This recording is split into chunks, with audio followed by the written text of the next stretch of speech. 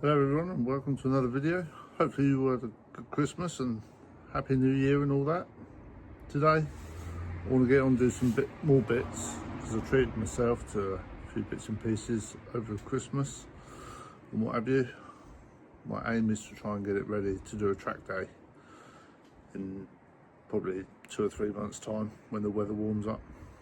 However, before I get on and do that, I've had my orders from the powers that be, aka the wife, and that is this. I've got to give it a service. It's well overdue its service, and it runs rough when cold, and since though it's currently around 2 degrees constantly, I thought it'd be a good start to maybe just give it an oil change, filters, plugs, before I get on and do what's got to be done to that.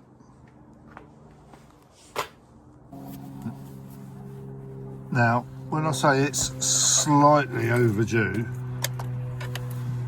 as you can see, nearly 25,000 miles overdue.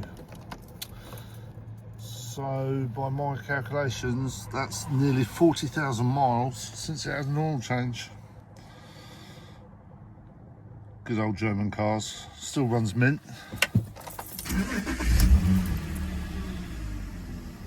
Yeah. Right, let's get cracking.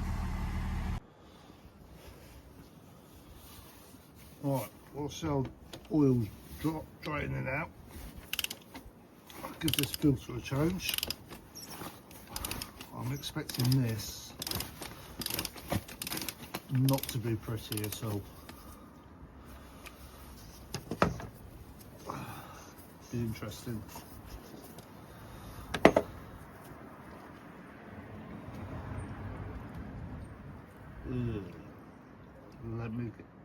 Let me give you a closer look at that.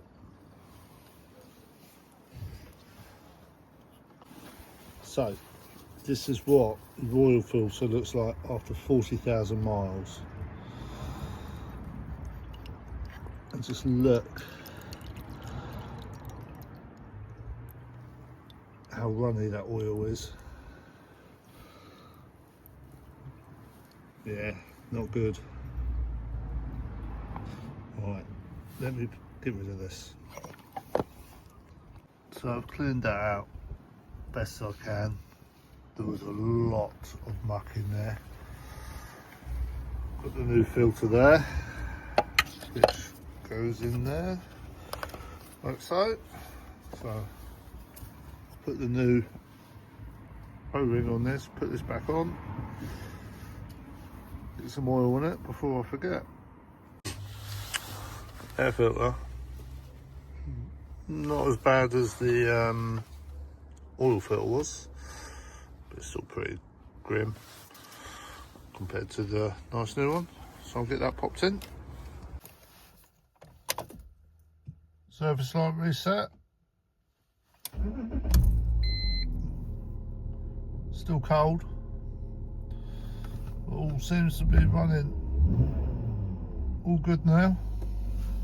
Hopefully cold starts in the morning will be better. Also changed the plugs, what have you, because they hadn't been done for about 60 or 70,000 miles. So now that's all done, I can move on to that one.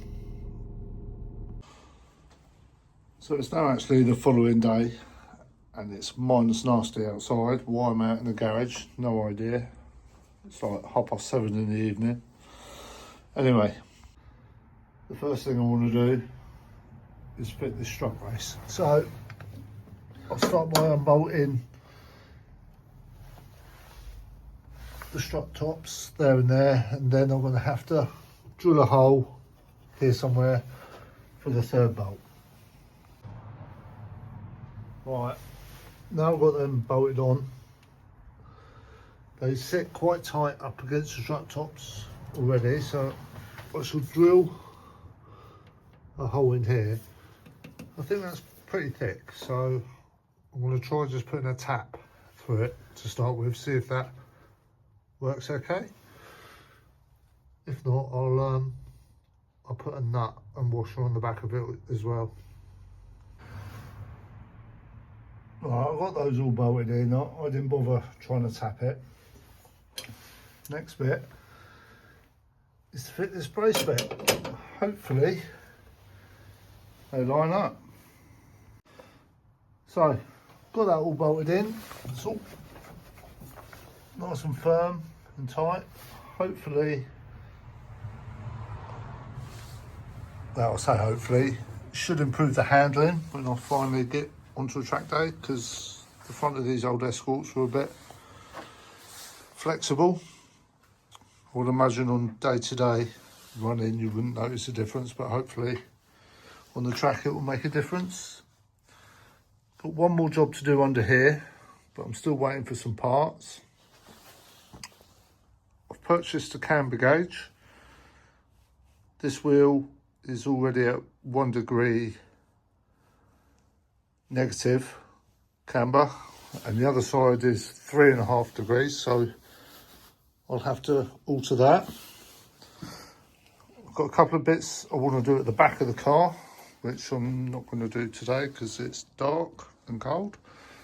So I'll pick up tomorrow and I'll probably tackle the job at the back. It's now Wednesday. Didn't go out into the garage yesterday as was bitterly cold. I'm going to head out into the garage in a minute. I'm not going to lay underneath because it is still bitterly cold, but I am going to change my spark plugs. I have purchased these Iridian, if that's how you pronounce it, spark plugs. These are actually for a Lexus IS 200, I believe. Came in packs of 6 because obviously the Lexus is a 6-cylinder. Noticeable difference is the size in the threads. So I have bought these adapters, which when screwed on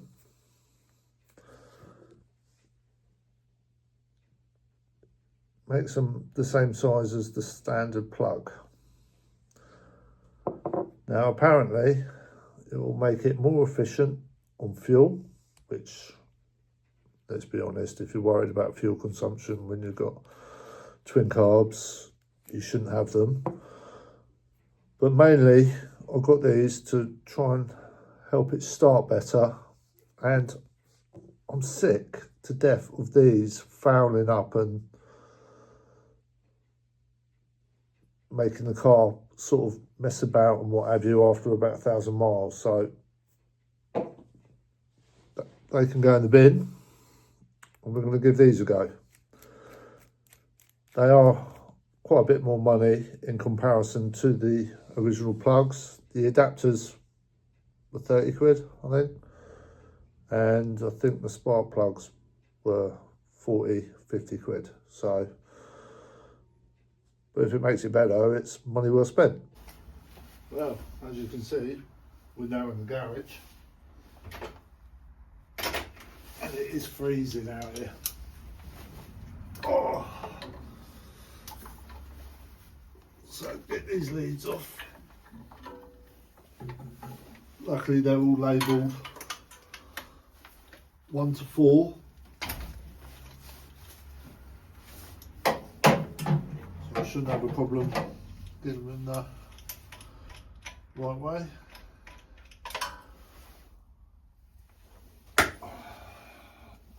Don't know if you can see that on the camera. Very black. Bit of oil on there still from when the rocker covered gasket was leaking. Right.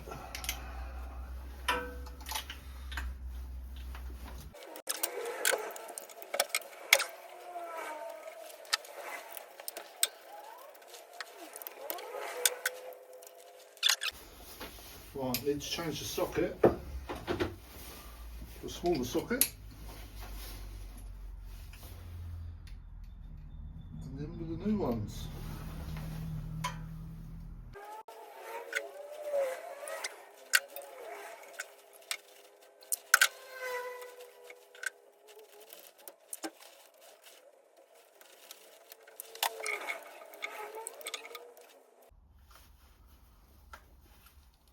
Right, now before I go for initial start up, I do have a new rotor arm somewhere, so I'll put that in as well. There we go, nice new rotor arm. I should pop this in. We've got an electronic ignition, so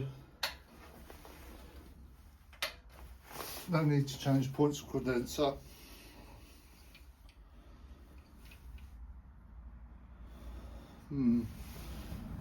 It's slightly different on the end. Don't know if that will make a problem with the running of it. I'll keep hold of that for a minute.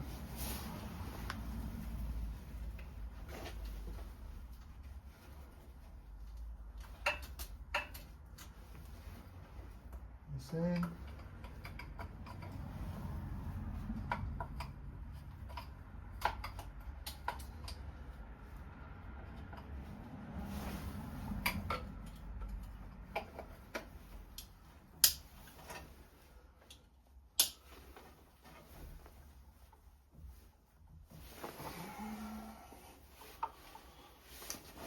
Right, just to show I'm not cheating, this is stone cold. So let's see if it does actually start any better than it did with the old plugs.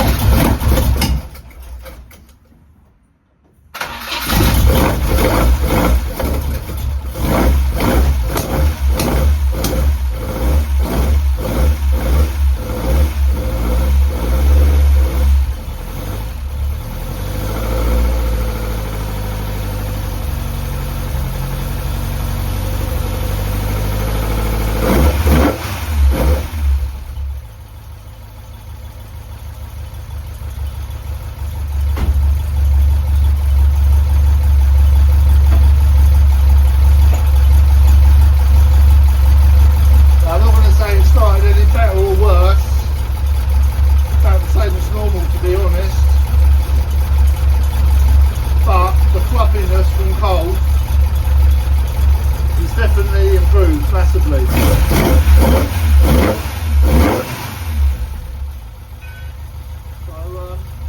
yeah, I'll take that as an absolute win.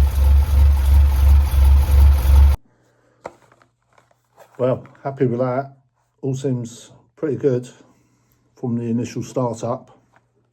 Obviously, time will tell when we finally take it out, but all the time there's salt and grit and grime on the roads.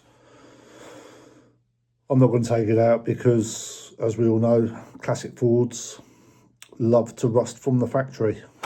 So anyway, if anyone is interested in what plugs I put into it, this is the part number of the plugs. I bought them off eBay. I think they were 40 quid. And like I say, because they're for a 6-cylinder car, they come in packs of 6. So I still have 2 spare, which is good because you can never have enough spare parts. I got these because these are what we put in the V6 race engine we got, and they've always been good. Like I say, the only difference was the size of the thread, so that's why we got the I got the adapters. because from what I could see, apart from AccuSpark, you couldn't buy any Iridium plugs to fit directly into the cylinder head, so this was my option. So yeah, I hope that'd be useful for some of you lot, and when it warms up a bit, I'll get out and do the next thing. Won't be tomorrow. I think it's going to rain tomorrow, because it's a bit tight in the garage, so I need to get the car out onto the drive a bit so I can jack it up and work on it comfortably. So for me, it'd probably be a few days. For you, be a few seconds. So it is actually the following day. I thought I'd brave the cold, move the car back a little bit, and I measured the camber on the wheels using this little gauge I got it off eBay. Wasn't a lot of money, about £6. Both wheels are actually reading the same, so the floor in the garage is a lot leveler than it is out in the driveway. I don't know if you can see here, it actually reads, I can't really see it, about here, about 2.5 degrees negative camber, which is too much from the road. Ideally I want to set it to about 1.5 degrees. So what I'm going to do is jack the car up, try and loosen the adjustment bits on the lower arms and put them in a bit. So I've got the car up in the air now. I've put the gauge on both wheels and they're both actually reading 0. So my calculations is I want to give it about 0.5 to 1 degree positive camber with it in the air in order for it to be about 1.5 to 2 degrees negative camber when it's on the floor. So I've managed to free all this up. It's all nice and loose now. So it's just a case of twisting it to get to the desired length. So I have about 0.5 degree to 1 degree positive camber whilst it's off the floor. So that's all set to where I think it needs to be. I have set the other wheel to straight, so that is towing out a lot, whereas this side is currently straight. Wife's Vespa in the way. So I'm going to adjust this side now to match the other side. And like I say, the tracking is going to be miles out. So now that side's exactly the same on the gauge as this side. You can see just how far out the tracking is now. I'll have to bring the tracking bar back from the workshop tomorrow. I guess now it's a case of just get it down on the floor and see if the measurements read the same. It's back down on the ground. I have put the gauge on the wheels. Couldn't film it. The light's not that great in there. It's a bit tight down the edges, but they were exactly the same. So we've got 1.5 degrees negative camber on both sides, which is very good, I guess. However, the steering looks even worse. I did notice that the steering gaiter on this side is split, that side. So I'm going to order some new gaiters. I'll change them both since I've got to play about with the tracking, and then track it up, but it is horrendously miles out. Let me show you. So that wheel sits a lot better anyway, but as you can see, it's relatively pretty straight. It's not bad.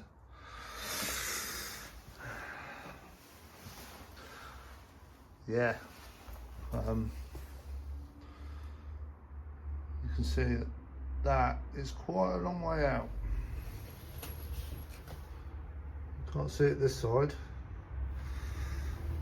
but yeah, so that's a job for another day. So remember, I'm not a mechanic. Half the time I don't have any idea what I'm doing whatsoever. Was that the right way to adjust the tracking? Not the tracking, the camber? Let me know. Seems to have worked. I'll end it here now anyway, because this video's dragging on a bit, even for me. Normally about 15 minutes, 10-15 minutes long, and this one's probably going to be about half hour. So the next video I'll tackle the bits at the back. Found an extra job. The boot lock has decided it doesn't want to work, so that's locked shut. Got a problem with the fuel tank. I've had it from day one. To put the fuel nozzle in, you have to hold it about quarter trigger, otherwise it throws the fuel back out. Yeah, maybe that's a common problem as well. And I have a little weep on the drain plug on the diff. And then obviously the main elephant in the room, the steering. And I'm sure between now and then I'll find other bits to do. Anyway, hope you enjoyed this video. If you do, please give us a like and a subscribe, and we'll see you in the next one.